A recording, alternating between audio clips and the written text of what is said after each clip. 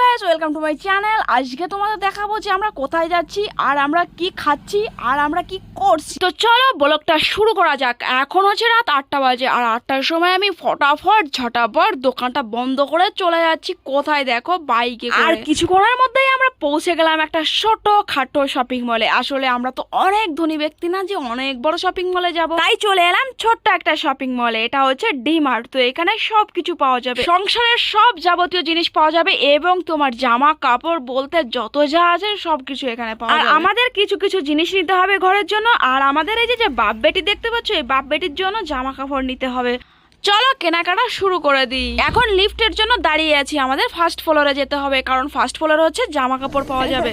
তো এখন ছোট কর্তা জিন্স দেখছে, ও জিন্স নিবে, তো জিন্স চয়েস হয়ে গেছে। এখন চলো অন্য কিছু নেওয়া যাক। এখন কিছু টি শার্ট নেওয়া হলো আর কিছু শার্ট নেওয়া হলো। এখন জোজোর পালা। তো এখন জোজো চলে আসলো। জোজো দেখো টি শার্ট নিচ্ছে, টপ নিচ্ছে, ওর পছন্দ মতোই আজকে নেওয়া হবে। জোজো টপ চয়েস করতে অনেক ব্যস্ত। আসলে শপিং মলে আসলে ও ভীষণ খুশি হয়। আর আমি হচ্ছে গরিব মানুষ, ঠিক আছে, আমার আবার শপিং মলের জিনিসপত্র পরা হয় না, আমি পরি না, ঠিক আছে, আমি আমার দোকানের জিনিসপত্রই পরি বেশি। মোটামুটি সব কেনাকাটা কমপ্লিট হয়ে গেছে। ছোট কর্তা বিল করার জন্য লাইন দিয়েছে আর আমরা 3টা জিনিস ভুলে গিয়েছিলাম, এজন্য আবার আমরা আনতে গিয়েছিলাম। জোজোর হাতে রয়েছে পাস্তা আর ম্যাগির প্যাকেট আর আমার আচারের ডিব্বা। কেনাকাটা মোটামুটি সব কমপ্লিট হয়ে গেছে আর আমরা এখন বিল করার জন্য ব্যস্ত হয়ে গেছি। দেখো এখন বিল করার জন্য নিয়ে যাচ্ছি।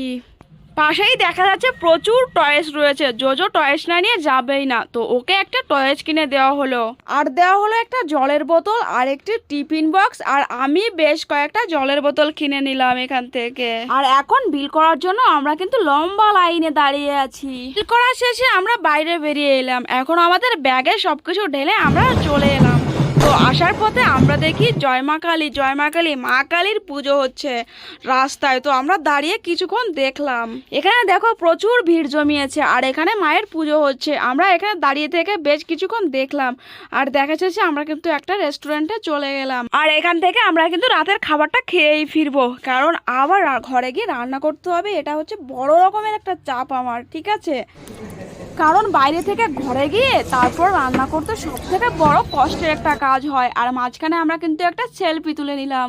তো আমাদের খাবার কিন্তু স্টার্ট হয়ে গেছে আর আমার এই খাবারগুলো ভীষণ পছন্দের, বিশেষ করে চাইনিজ খাবারগুলো। আর আমরা কিন্তু মাঝে মাঝে সময় পেলে বা সময় করেই আমরা চাইনিজ হোটেলে চলে আসি। আর এখান থেকে চিকেনের অনেক রেসিপি পাওয়া যায়, মানে যেটা খেতে খুবই টেস্ট লাগে মুখে। বন্ধুরা ভিডিওটি আজ এ পর্যন্তই। সবাইকে গুড নাইট আর আমরা খেতে থাকি। Bye bye, tata.